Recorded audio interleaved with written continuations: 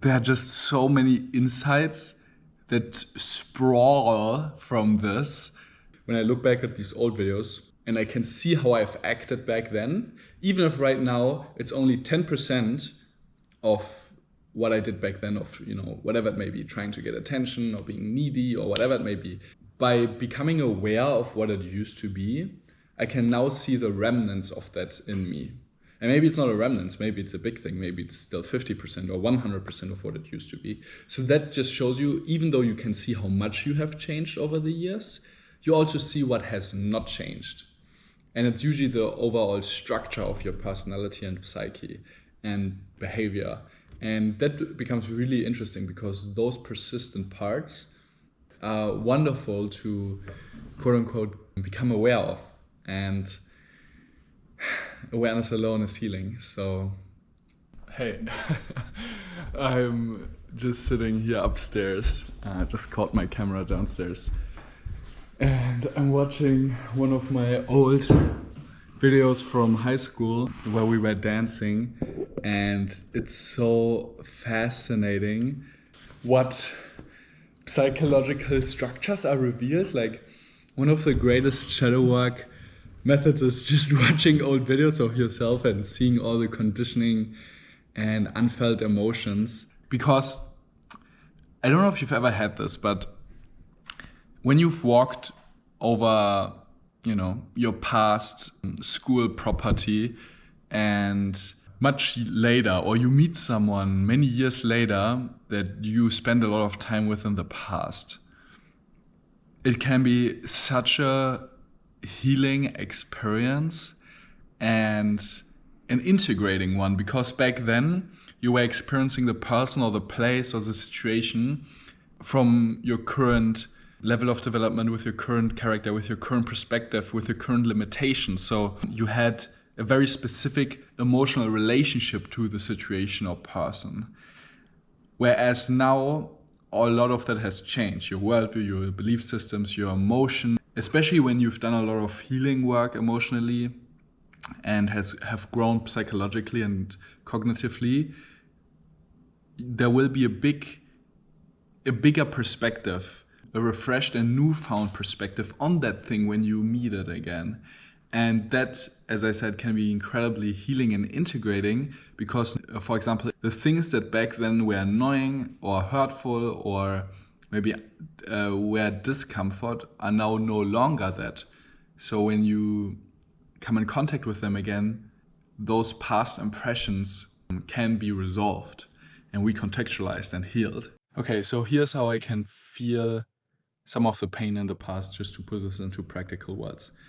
When I think about the past, because my life is so different now, I realize, whoa, like this was kind of an unnecessary part of my life. It was so boring, so painful, so uncomfortable, so non-adventurous. Like, I wish I could have just skipped straight to the good stuff. And do you see how in that there's a resistance to the uncomfortableness and the pain of the past?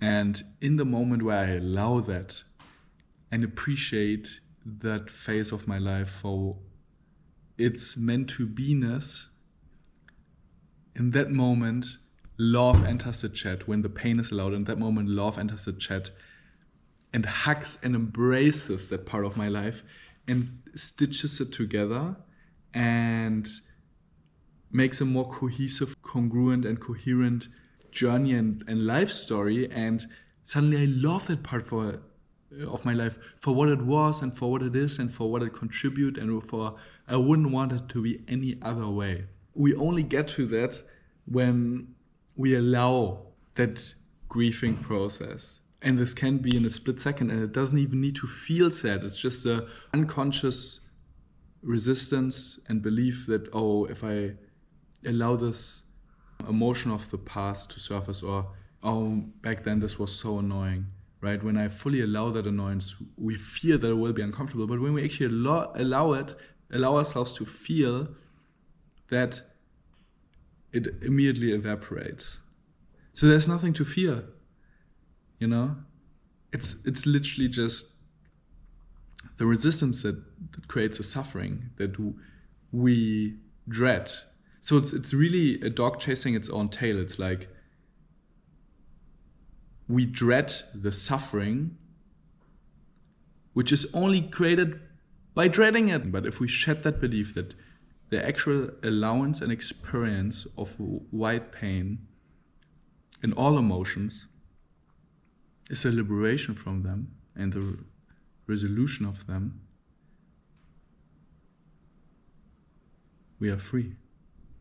Which is so beautiful. And that's why I love watching these old quote-unquote for the record videos or just videos of myself in the past. And I highly encourage you to also start some kind of video diary, just like this, where you honestly talk about your feelings, thoughts, whatever it may be, because there are so many more nonverbal things that are being communicated in a video rather than just a journal. That being said, of course, both have their pros and cons. The beautiful thing about journaling in a written format is that it's a different processing faculty of our mind, and a lot of times more ideas can be sparked, it can be more marinated in, and ideas can maybe be explored more methodically, systematically, or deeply, as you don't have to keep up the constant flow of communication as I do while talking. When you write, you can just pause.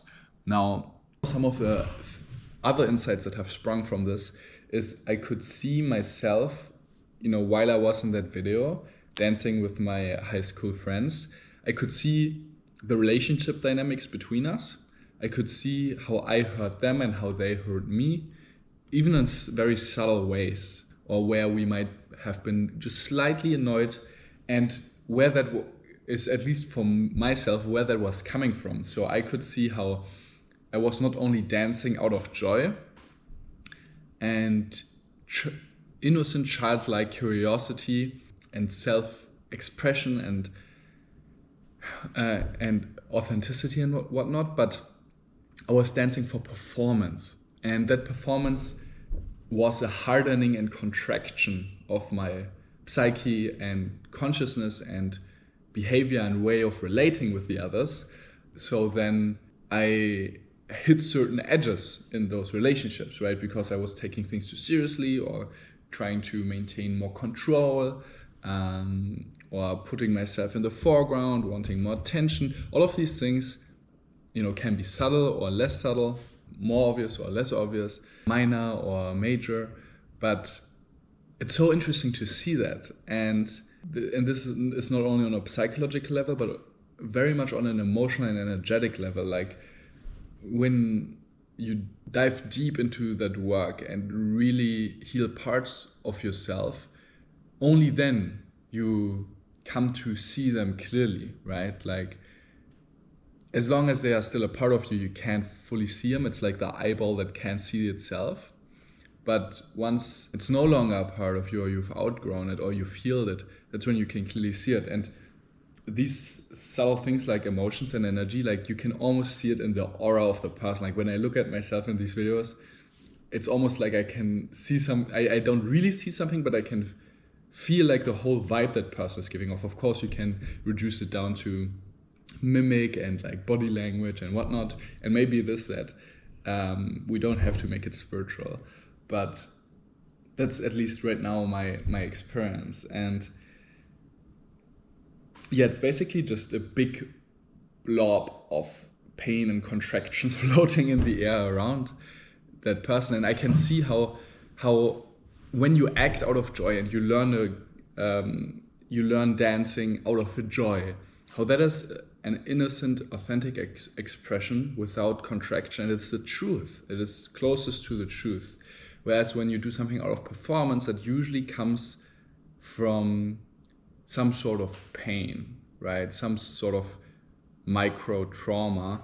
And it's very fascinating to see that, how it expresses in so many micro ways. And this is also interesting when you watch these old videos and you recognize these patterns. Sometimes it also helps to recognize when they're actually still a part of you, because it's a bit contradictory to what I just said, that okay, you can only see stuff when it's no longer a part of you, but also when there's still a small part remaining, it highlights it. So I can see when I look back at these old videos, in these situations that I've basically suppressed or forgotten.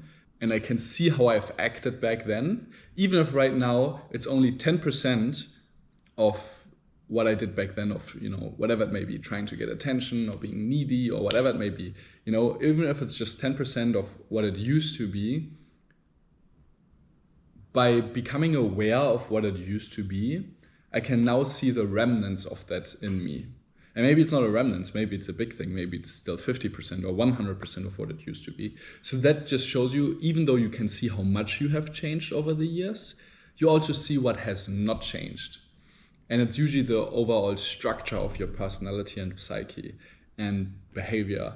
And that becomes really interesting because those persistent parts are wonderful to, quote unquote, become aware of. And awareness alone is healing. So that's it for now. And yeah, I'm just so excited and grateful that this is my job now.